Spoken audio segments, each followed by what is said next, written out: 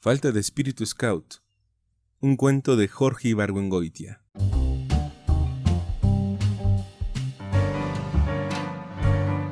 Si tú vas al Jamboree, me dijo el maestro Nicodemus, yo no voy. Yo lo miraba estúpidamente. Nunca me imaginé que se fuera a poner así. Eres un anarquista y vas a fomentar el desorden, explicó Nicodemus. Estábamos parados frente a la reja del elevador en el edificio de 16 de septiembre, en donde estaban las oficinas de la Asociación de Scouts de México, de la Liga de la Decencia y de los fraccionamientos Lanas.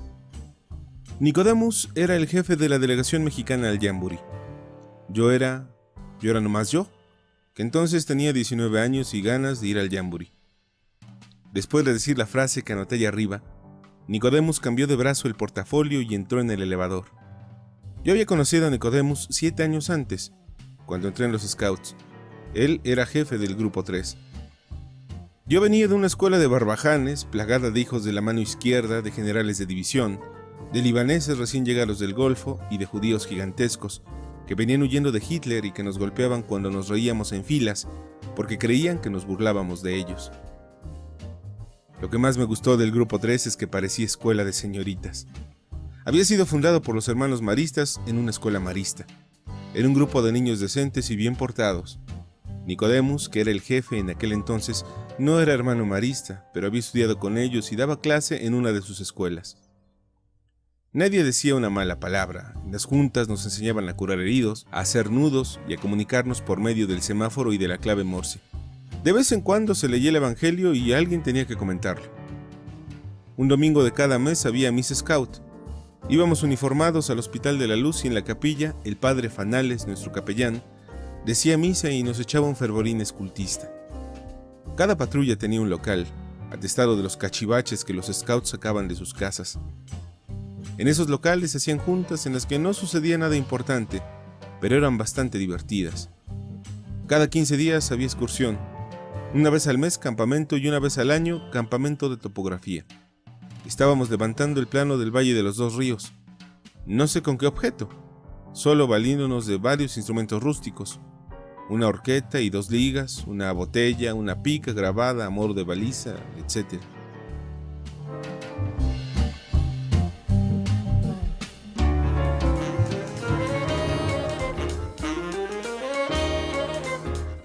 Cuatro meses después de mi ingreso tuve la primera dificultad con Nicodemus.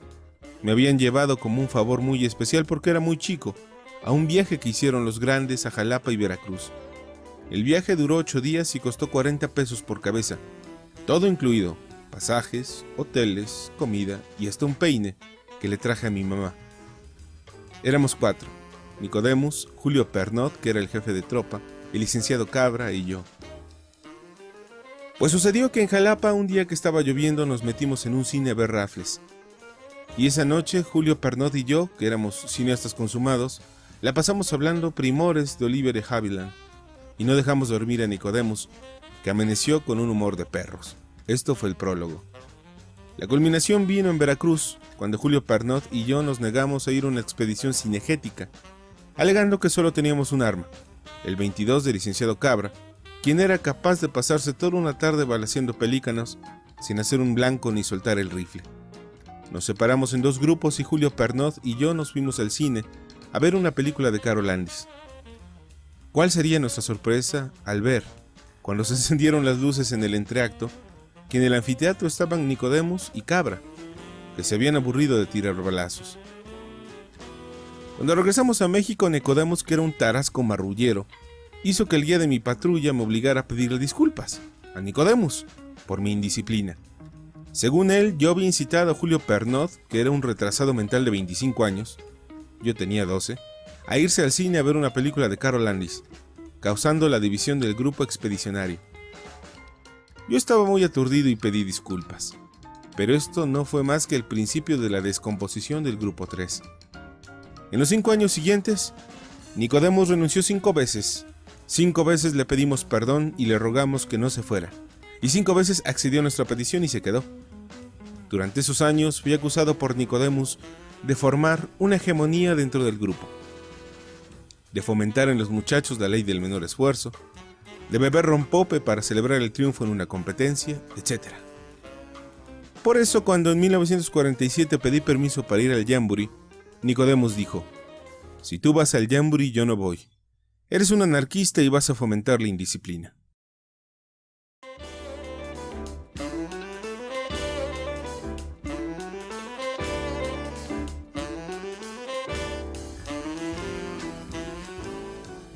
Jamboree, que quiere decir Junta de las Tribus en uno de esos idiomas que nadie conoce, es en realidad una reunión internacional de Boy Scouts. El de Moissons en Francia ha sido el más importante en la historia de los Scouts, porque la guerra acababa de pasar y no se reunían desde 1936. Los franceses prepararon a orillas del Sena y a unos 100 kilómetros de París un campo que podía recibir a 40.000 Scouts de todo el mundo. El gobierno británico destinó un crucero para transportar las delegaciones de las partes más lejanas del imperio. Los Scouts americanos fletaron un barco para transportar su delegación, que era una de las más numerosas. Los Scouts marinos de Inglaterra, Holanda y Noruega anunciaron que llegarían hasta el campamento en embarcaciones tripuladas por ellos mismos, y 3 grupos de Scouts aéreos que aterrizarían con sus planeadores a poca distancia. Los Scouts españoles, que eran republicanos y funcionaban ilegalmente, iban a cruzar los Pirineos a pie porque la frontera estaba cerrada, etc. En un principio se decidió que la delegación que iba a representar a México en el Jamboree debería estar formada por la flor innata de los Scouts, es decir, por los 50 mejores Scouts de México. Pero había un problema. Como los Scouts eran en esa época una organización muy independiente y bastante miserable, cada cual tendría que pagar sus gastos. En consecuencia, el contingente iba a estar formado no por los 50 mejores, sino por los 50 mejores de entre los más ricos. Urgía, pues, saber cifras.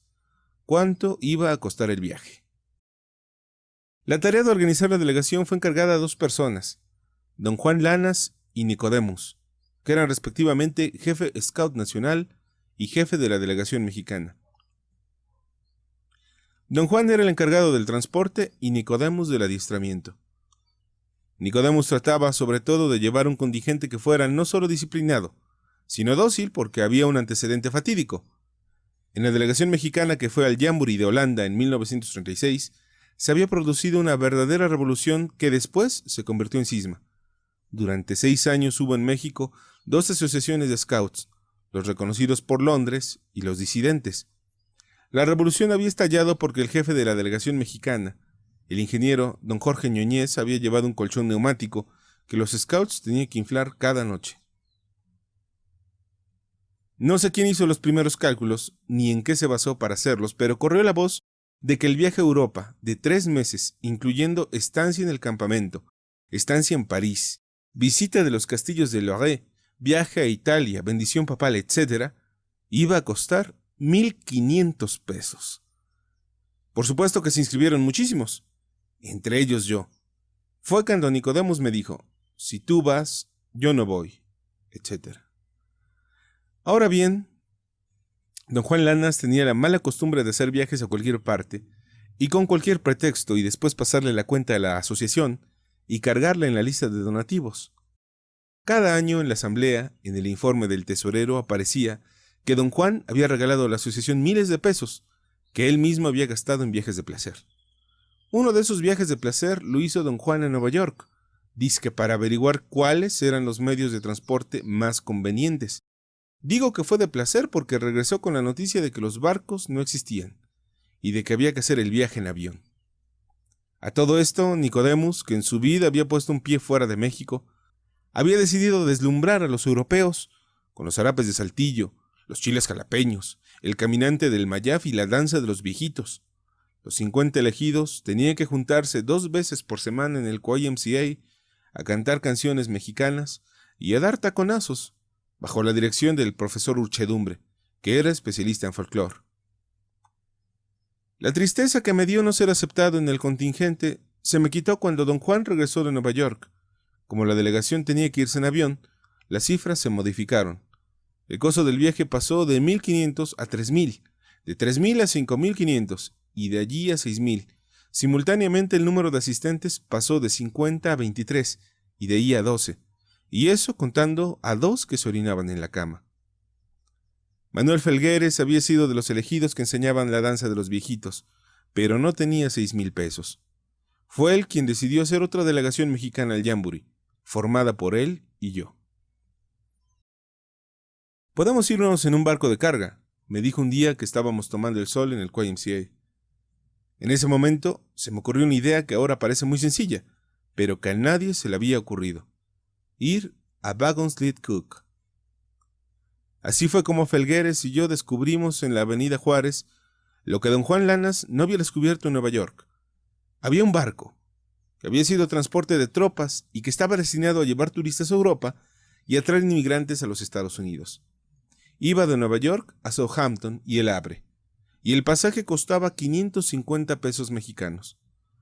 Con un par de telegramas conseguimos pasajes en el SS Marine Falcon que salía de Nueva York el 1 de agosto. El Jamboree comenzaba el día 6.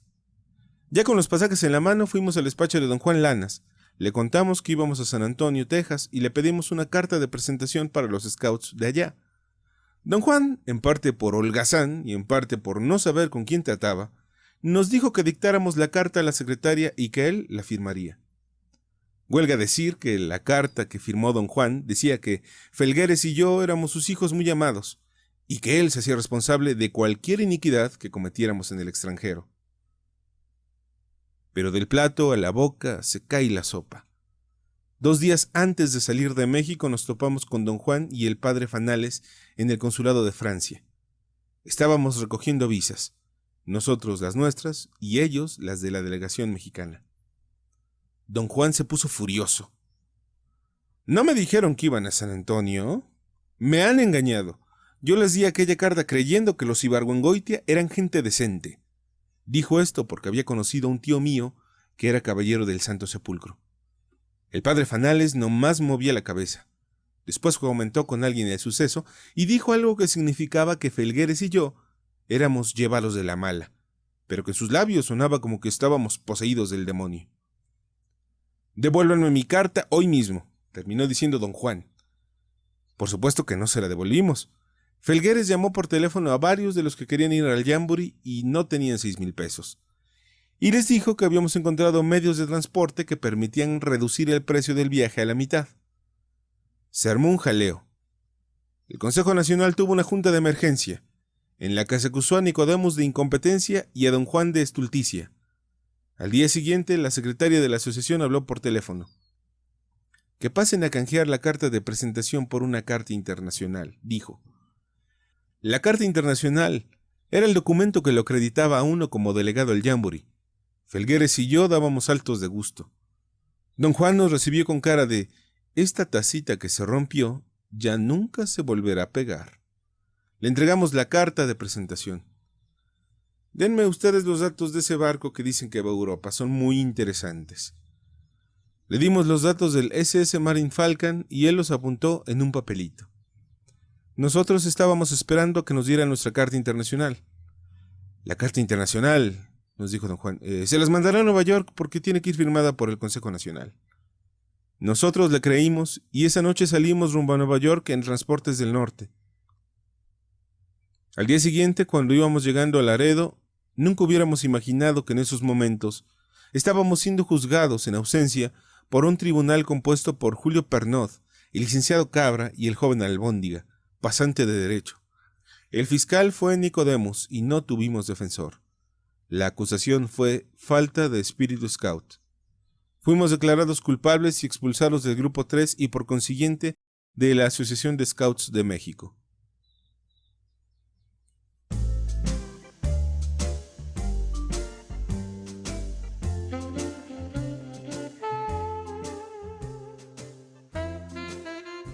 Cuando Felgueres y yo subimos a la pasarela del SS Marine Falcon, encontramos a 15 scouts mexicanos que habían aprovechado nuestro hallazgo. Estaban bajo el mando de Germán Arechastegui, uno de los personajes míticos del escultismo mexicano. Se decía que era capaz de caminar 3 días sin comer otra cosa más que pinole. También venían el chino Aguirre Berregurren y el señor Bronson, 2 viejos scouts que estaban aprovechando la coyuntura para darse una vueltecita por Europa. El chino Aguirre Berregurren nos dio la mala noticia. Para nosotros no había carta internacional porque habíamos sido expulsados de la asociación. Cuando ya creíamos que nos iban a tratar como apestados, apareció el señor Bronson y al ver que estábamos vestidos de civiles, dijo en voz de trueno: ¿y qué esperan para uniformarse? Así acabó la discriminación. A pesar de que legalmente Nicodemus había triunfado en toda línea, nadie nos trató como expulsados. El Marine Falcon casi ni parecía barco. El castillo de proa era muy chico y el de popa nunca lo encontramos. Tampoco encontramos la chimenea. Por dentro era todo pasillos y escaleras y por fuera era como una cazuela. Los pasillos y las escaleras iban de los dormitorios a los botes salvavidas y viceversa. Los dormitorios tenían 60 literas. Los excusados estaban en proa y no tenían puertas. Así que en las mañanas nos sentábamos veintitantos a mirarnos las caras. Todavía a la vista de Manhattan, el SS Marine Falcon empezó a hundirse. Bajamos a la cubierta EFA y encontramos los colchones flotando. Las máquinas pararon y el capitán estuvo tratando de localizar por medio de los altavoces al jefe de mecánicos. Cuando nos fuimos a acostar, todavía estábamos al pairo, a la vista de Nueva York. Los dormitorios no había ni día ni noche porque no tenían ventanas y las luces nunca se apagaban. No se oía más que el ruido de los ventiladores y los ronquidos de los pasajeros. Pero cuando desperté y salí a cubierta, el sol había salido y el barco navegaba alegremente en alta mar.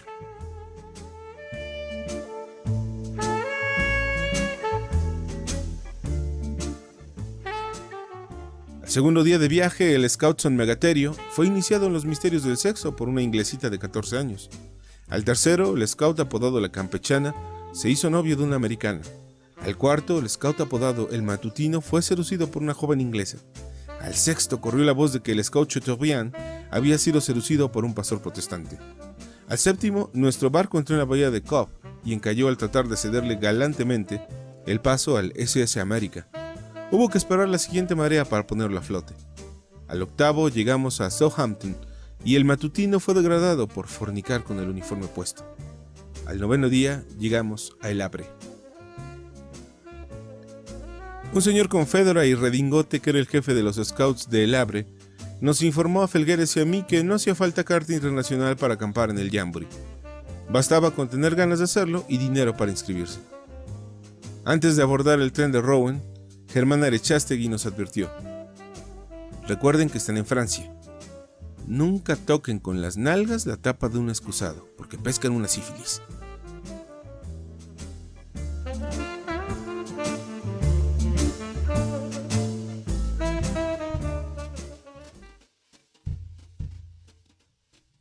El Jamboree era un pueblo enorme, con tiendas de campaña en vez de casas, y scouts en vez de habitantes.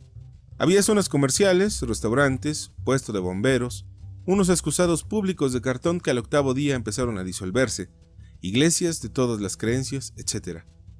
Había scouts zapateros, scouts armeros, scouts plomeros, scouts bomberos, scouts intérpretes y scouts policías. Había scouts estafadores, como un viejo Ecleriot, que nos compró $2 al cambio oficial. Felgueres y yo acampamos en el campo del Zodíaco, que era el lugar de los scouts irregulares y la capua del Jamboree. Junto a nosotros estaban los españoles, que eran unos vejestorios de 30 y tantos, que sabían de memoria las obras completas de Cantinflas. Un poco más lejos estaban los turcos, que eran muy perseguidos por Mustafa Kemal. Había scouts austriacos, alemanes desnazificados, persas, kurdos y un japonés. Como las tiendas estaban bajo un bosque de encinos y los encinos llenos de orugas, los scouts estaban llenos de ronchas.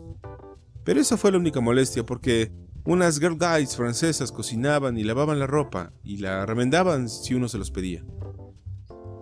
Lo único que tuvimos que hacer fue montar la tienda. Pasábamos el rato panza arriba platicando con los españoles, viajando en el ferrocarrilito que circundaba el Jamboree, nadando en el Sena y visitando los demás campos. Nicodemus las había pasado negras. En la entrada del campo mexicano había hecho con muchos trabajos un armazón que figuraba el perfil de una pirámide teotihuacana y la había cubierto con zarapes de saltillo. Cuando Germán Arechastegui vio la portada, no comentó nada. Se limitó a cortar las cuerdas de un nudo vital y la estructura se vino abajo y con ella el prestigio de su constructor. Por otra parte, los scouts que viajaron en barco contaron con tanto entusiasmo sus experiencias sexuales a los que viajaron en avión, que los hicieron sentirse estafados. ¿Estafados por quién? Por Nicodemus. Se había descubierto que la Compañía Mexicana de Aviación había regalado un pasaje de ida y vuelta, el de Nicodemus. Por último, tenía el problema de la alimentación. La dieta del Jamboree consistía en carne, papas, zanahorias, chocolate, pan y mantequilla. La carne era dura y parecía curtida. Venía de un animal desconocido en América. Había que ponerla a cocer a las 7 de la mañana para que estuviera masticable a las 6 de la tarde. Para esas horas las papas y las zanahorias se habían convertido en una especie de bolo alimenticio. Hubo scouts que no salieron del campamento por estar atizando el fogón. Hubo otros que aprendieron a comerse las papas crudas, pero todos estaban de mal humor, porque la comida era mala. ¿Y quién tenía la culpa de que la comida fuera mala? Nicodemus, por supuesto. Cuando Felgueres y yo íbamos de visita al campamento, Nicodemus nos miraba como si fuéramos transparentes. Al mediodía, el campo mexicano presentaba el siguiente aspecto. Había 3 o 4 scouts tratando de cocinar, otros tantos tratando de dormir a la sombra de las tiendas. Los demás estaban sentados en semicírculo como yogas frente a unos montoncitos de zarapes de saltillo, de fajillas de indios chamulas, de sombreros de charro, etc., en espera de que algún scout europeo que cambiara esas cosas por una cámara fotográfica, un reloj de pulsera, una radio de pilas, etc. Se habían cambiado los papeles. Ahora los mexicanos llevaban las baratijas y los europeos se deslumbraban con ellas. Nicodemus había invitado al coronel Wilson a tomar con los mexicanos el penúltimo almuerzo del Jamboree. Para esta solemnidad había preparado un menú consistente en mole poblano, frijoles refritos, chiles jalapeños y chongos zamoranos. Quiso su mala suerte que 2 días antes del banquete nos viniera a Felgueres y a mí la nostalgia de la comida mexicana. Estuvimos bastante tiempo diciendo: unos tacos de carnitas, unos frijoles refritos, unos huevos rancheros. Así platicando, llegamos al campo mexicano. Ya había oscurecido y los scouts se habían ido a las fogatas. Solo encontramos a la campechana que estaba cocinando una sopa de avena y jitomate de lata. Con él seguimos la conversación. Unos tacos de cabeza, unas quesadillas de huitlacoche. Al poco rato no pudimos más y caímos sobre la despensa de Nicodemus. En el banquete que la delegación mexicana ofreció al coronel Wilson, se sirvieron sardinas de lata y pan con mantequilla.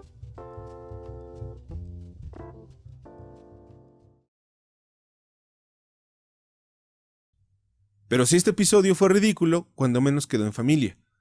Malo el día en que los mexicanos, dirigidos por Nicodemus, cantaron El Caminante del Mayab ante 4,000 espectadores. Y peor todavía la danza de los viejitos. De nada sirvieron los ensayos con el profesor Huchedumbre, que habían sido con iluminación eléctrica, tablado y música de disco. En el Jamboree no hubo ninguna de las 3 cosas. La cosa salió tan mal que Felgueres y yo, que estábamos a 100 metros, nos moríamos de vergüenza. Germán Arechástegui tocó una chirimía. Como no había tablado, no se oían los pasos y nadie llevaba el compás. Se fueron unos contra otros. Afortunadamente, con los zapatazos se levantó tal nube de polvo que cubrió a los ejecutantes y nadie vio el final de la representación. Cuando se retiraron los mexicanos, entraron al escenario los neozelandeses e hicieron una danza maorí. El scout que estaba junto a mí me preguntó si esos eran los mexicanos.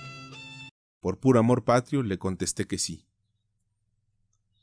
Felgueres y yo nos fuimos a París 2 días antes que la delegación mexicana. Al día siguiente, por un asunto relacionado con el mercado negro, tuvimos que regresar al Jamboree, y por culpa de los ferrocarriles no pudimos regresar a París en la noche. ¿Qué hacer? No teníamos tienda de campaña y estábamos en camisa. Fuimos a ver a la campechana y le dijimos que no teníamos dónde dormir. La campechana, que era muy generoso, corrió al scout Chateaubriand de la tienda, le quitó una cobija al scout San Megaterio y así pasamos la noche, en el lugar de Chateaubriand y con la cobija de San Megaterio. A las 6:30 de la mañana despertó Nicodemus con las dianas. Se puso su gorro de piel de conejo y salió de su tienda gritando: ¡Arriba todo el mundo, que hay que levantar el campamento! Y fue a despertar a los perezosos. Felgueres y yo nos tapamos la cara con la cobija de San Megaterio. Oíamos la voz de Nicodemus que se acercaba. ¡Pronto! ¡Arriba, pronto! ¿Qué haces aquí, Chateaubriand? ¡Pronto, arriba! Para terminar con la frase más teatral que he conocido. ¿Manuel? ¿Jorge? ¿Ustedes aquí? Se puso furioso y fue a regañar a la campechana. Le dijo que iba a procesarlo por falta de espíritu scout. Felgueres y yo ayudamos a levantar el campamento y a cargar los trebejos hasta la estación del ferrocarril. En esta operación estábamos cuando cayó un aguacero que nos empapó. Felgueres y yo subimos en el tren hechos una miseria. Los demás llevaban impermeables. Nicodemus tuvo el único gesto amable de muchos meses. «Te vas a resfriar», me dijo y me prestó su suéter. Cuando llegamos al refugio Scout, que estaba en el local de la exposición cerca de la puerta de Versalles, Nicodemus, en uno de los pocos momentos democráticos de su vida, reunió a los que se habían ido en avión y les dijo: «He sabido que algunos están inconformes con el viaje que hicimos en avión. Levanten la mano los que quieran regresar en barco». Todos levantaron la mano. Nicodemus contempló por un momento aquel bosque de manos levantadas, y después dijo: «Bueno, pues los que vinieron en barco regresen en barco, y los que vinieron en avión, aunque quieran regresar en barco, regresen en avión. ¿Qué por qué? Porque yo lo digo, porque yo soy el jefe de la delegación y porque ustedes no tienen todavía 21 años, ni criterio formado, ni capacidad de decidir por cuenta propia». Y regresaron en avión.